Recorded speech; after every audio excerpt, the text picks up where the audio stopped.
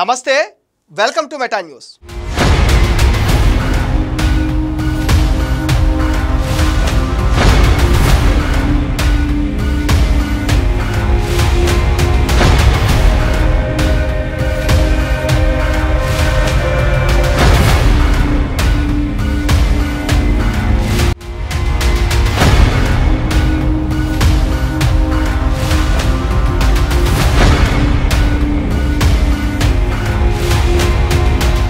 రాష్ట్రంలోని ఒక మూలనున్న శ్రీకాకుళం జిల్లా ప్రధాన కేంద్రానికి దాదాపు 70 కిలోమీటర్ల దూరంలో ఉన్న టెక్కెలిలో మొదలైన ఎమ్మెల్సీ దువ్వాడ శ్రీనివాస్ కుటుంబ వివాదం చినికి తుఫాన్గా మారింది. దువ్వాడ కుటుంబంలో చానాళ్ల నుంచి వివాదాలు ఉన్నాయి. గత ఎన్నికలకు ముందు వరకు ఇదంతా ప్రచారమని అంతా భావించినా ఆ తర్వాత వైసీపీ పెద్దలు వచ్చి దువ్వాడ శ్రీనివాస్ ఇంట్లో పంచాయతీ నిర్వహించినప్పుడు విషయం సీరియస్ అయింది. 2024 అసెంబ్లీ ఎన్నికల్లో టెక్కెలి నుంచి వైసీపీ అభ్యర్థిగా బరిలో దిగిన దువ్వాడ శ్రీనివాస్పై ఆయన భార్య వాణి పోటీ చేసేందుకు సిద్ధపడ్డారు. ఆ తర్వాత వివాదం సద్దుమణిగింది. 2024 సార్వత్రిక ఎన్నికలకు ముందే మాదిరితో దువ్వాడకు అత్యంత సన్నిహిత సంబంధం ఉందని జగన్కు తెలుసు. నాడు టెక్కెలి సీట్ను దువ్వాడకు కాకుండా తనకు ఇవ్వాలని ఆయన సతీమణి వాణి నేరుగా జగన్నే కోరారు. ఇందుకు కారణం ఏంటన్న దానిని జగన్కు చెప్పిన వాణి మాదిరితో కలిసి దువ్వాడ తిరుగుతున్నారని తమను వదిలేశారని కూడా ఆమె ఫిర్యాదు చేశారు.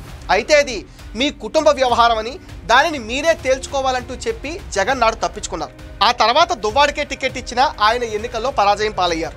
తాను వైసీపీలో ఉన్నాను, నేను రాజకీయాల్లో కొనసాగుతున్నాను, నన్ను వైసీపీలోకి 2022లో ఆహ్వానించింది దువ్వాడ శ్రీనివాస్ భార్య వాణి అంటున్నారు దివ్యల మాదిరి. పార్టీ కార్యక్రమంలో భాగంగానే దువ్వాడ శ్రీనివాస్తో కలిసి పనిచేశానని ఆమె చెప్తున్నారు. కానీ ఇప్పుడు వాణి తనపైన తప్పుడు ఆరోపణలు ఎందుకు చేస్తున్నారని మాధురి మండిపడుతున్నారు. మరోవైపు దువ్వాడ శ్రీనివాస్తో కలిసి తిరుగుతున్న దివ్యల మాధురికి ఒక ఫ్యామిలీ ఉంది. అయితే నా భార్య పైన ఎవరని చెప్పినా నేను నమ్మను, ఆమెకు ఈ కష్ట సమయంలో తోడుగా ఉంటానన్నారు దివ్యల మాధురి భర్త మహేష్.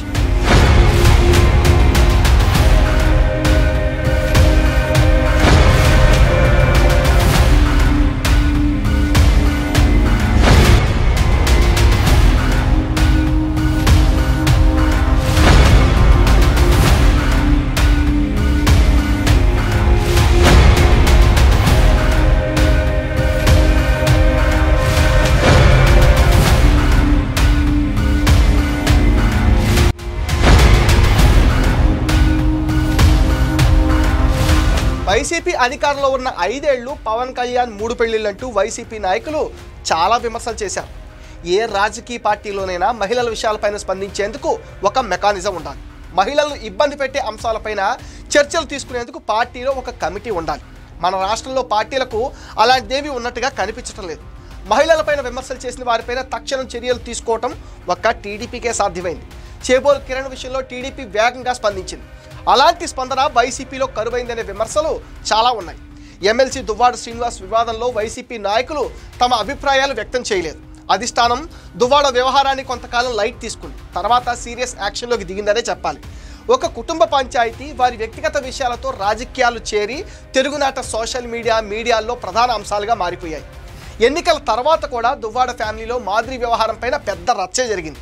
అయినా కూడా వైసీపీ కనీసం స్పందించలేదు. కనీసం దువ్వాడ పిలిపించి మందలించే కనీస బాధ్యతను కూడా జగన్ చేపట్టలేదు. వేరే పార్టీ నేత ఇంట్లో ఈ రచ్చ జరుగుతున్నట్లుగానే జగన్ భావించారు. ఇదే అదునుగా దువ్వాడ మాదిరితో కలిసి ఏకంగా ఇంటర్వ్యూలు కూడా ఇచ్చేశారు. తిరుమలలోనూ వాళ్ళిద్దరూ కనిపించి సెల్ఫీలు దిగి వివాదంలో కూడా చిక్కుకున్నారు. ఇంత జరిగినా కూడా జగన్ పట్టించుకోలేదు. ఈ లెక్కన దువ్వాడ పైన చర్యలకు జగన్ ససేమిరా అన్నారనే విశ్లేషణలు కూడా సాగుతున్నాయి. దువ్వాడను పార్టీ నుంచి ఎలా సస్పెండ్ చేస్తారనేదే ఇప్పుడు అంతుపట్టడం లేదు. రాజకీయాల్లో ఉన్న ఒక కుటుంబానికి చెందిన వ్యవహారం రచ్చకెక్కింది. మహిళలను ఇబ్బంది పెట్టే విధంగా ఉన్న ఇలాంటి వ్యవహారాలకు పార్టీలే ఫుల్ స్టాప్ పెట్టాలి. కానీ దువ్వాడ వ్యవహారం మాత్రం చేతులు కాలేక ఆకులు పట్టుకున్నట్టుగా వ్యవహారం మారిపోయింది. వైసీపీ నుంచి దువ్వాడ శ్రీనివాస్ని సస్పెండ్ చేసినా ఆయన తాను రాజకీయాల్లోనే ఉంటానంటున్నారు. జగన్మోహన్ రెడ్డి ఎల్లప్పుడూ నా హృదయంలో నిలిచి ఉంటారన్నారు. అయినప్పటికీ నేను రాజకీయ క్రీడలో బాధితురాలి అయి ఉండవచ్చు అన్నారు. గత 25 సంవత్సరాలుగా ప్రజాసేవ పట్ల నిబద్ధతతో ప్రజాజీవితం గడిపానని దువ్వాడ చెప్పుకొచ్చారు. సస్పెన్షన్ కేవలం తాత్కాలిక విరామం అంటున్నారు దువ్వాడ శ్రీనివాస్. నా సేవలు ఎక్కడ అవసరమైనా నేను స్వయంగా అందుబాటులో ఉంటానన్నారు దువ్వాడ శ్రీనివాస్.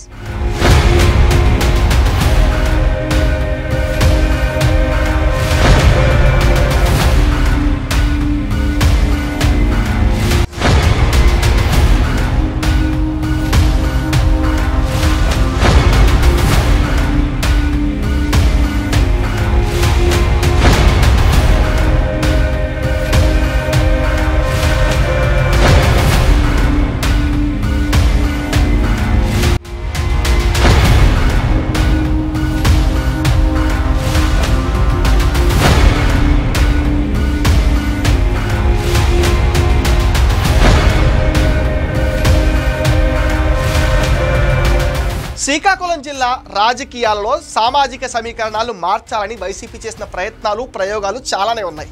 అయితే దశాబ్దాలుగా పాతుకుపోయిన ఒక బలమైన సామాజిక వర్గానికి చెందిన 2 కుటుంబాల ముందు అవి ఏమాత్రం సాగలేదు. టీడీపీలో 4.5 దశాబ్దాలుగా కింజరపు కుటుంబం కుదురుకుంటే కాంగ్రెస్ వైసీపీగా ధర్మాన కుటుంబం గట్టిగా నిలబడింది. వెలమ సామాజిక వర్గానికి చెందిన ఈ 2 కుటుంబాలదే జిల్లాలో రాజకీయ ఆధిపత్యం. కాంగ్రెస్ వర్సెస్ టీడీపీగా ఉన్న కాలంలో ఒకరు అధికార పక్షం, మరొకరు ప్రతిపక్షంగా ఉండేవారు. ఇప్పుడు వైసీపీ వర్సెస్ టీడీపీగా సాగుతుంది. కళింగ సామాజిక వర్గానికి చెందిన ఎమ్మెల్సీ దువ్వాడ శ్రీనివాస్ దూకుడు మైనస్గా మారింది. దాంతో జిల్లాలో అతి కీలకమైన సామాజిక వర్గంగా ఉన్న తూర్పు కాపుల్నే వైసీపీ నమ్ముకుంటుంది. దువ్వాడ శ్రీనివాస్ కూడా తనను పార్టీ నుంచి దూరం చేయడంతో ధర్మాన కుటుంబం పాత్రపైన విమర్శలు చేశారు.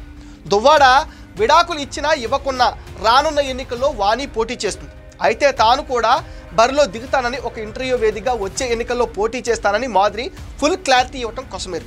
అయితే ఏ నియోజకవర్గం, ఏ పార్టీ నుంచి అన్నది మాత్రం క్లారిటీ ఇవ్వలేదు. ఆర్థికంగా, రాజకీయంగా గట్టిగానే ఉన్న మాదిరి ఎట్టి పరిస్థితుల్లోనూ బరిలో దిగడానికి రెడీగా ఉన్నట్లుగా తన మనసులో మాట చెప్పేసింది. వాస్తవానికి వైసీపీలో యాక్టివ్గా ఉన్న నేత ఆమె. నేరుగా అదేత వైఎస్ జగన్మోహన్ రెడ్డిని కలిసే రేంజ్ కూడా ఉంది. దువ్వాడ వాణి కూడా పోటీ చేసి తీరాల్సిందేనని కంకణం కట్టు కూర్చుంది. టెక్కలి బాధ్యతలను తాజాగా ఇటీవల ఎన్నికల్లో ఎంపీగా పోటీ చేసి ఓడిపోయిన పేడార్ తిలక్కి అప్పగించారు. దీంతో అప్పటి నుండి దువ్వాడ శ్రీనివాస్ పార్టీకి అంటి ముట్టనట్టుగా వ్యవహరిస్తున్నారు. మాదిరితో కలిసి వస్త్ర వ్యాపారాన్ని ప్రారంభించిన దువ్వాడ కొన్నాళ్లు రాజకీయాల్లో యాక్టివ్గా ఉండటం కష్టం అంటున్నారు. వాణి కోరుకున్నట్లుగా అన్ని ఆస్తులు వారి పేరు మీద రాసి ఇచ్చేశానని అన్నారు. వాణికి, పిల్లలకు ఎలాంటి ఇబ్బంది లేకుండా చూశానని అన్నారు. పదవి పోయినా, ఫ్యామిలీ పోయినా దివ్యల మాదిరితో సంతృప్తి ఉందని, అంతకంటే ఏం కావాలని దువ్వాడ శ్రీనివాస్ అంటున్నారు. కష్టకాలంలో అండగా నిలిచిన దివ్యల మాదిరి తాను కలిసే ఉంటామని క్లారిటీ కూడా ఇచ్చారు. అంతేకాదు, జగన్ కంటే దివ్యల మాదిరియే తనకు ఎక్కువ అంటున్నారు దువ్వాడ. ఎమ్మెల్సీ పదవి విషయంలోనూ ఆచితూచి అడుగులు వేయనున్నట్టుగా చెప్పారు. మొత్తం మీద నారీ నడుమ దువ్వాడ వ్యవహారం టాలీవుడ్ మూవీస్కి మించిన ట్విస్ట్లతో ముందుకు సాగుతుంది. ఇది మెటా న్యూస్ అప్డేట్.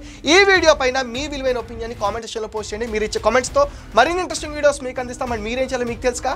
ఈ వీడియోస్ లైక్ చేయండి, షేర్ చేయండి, మెటా న్యూస్ని సపోర్ట్ చేయండి, సబ్స్క్రైబ్ చేయండి.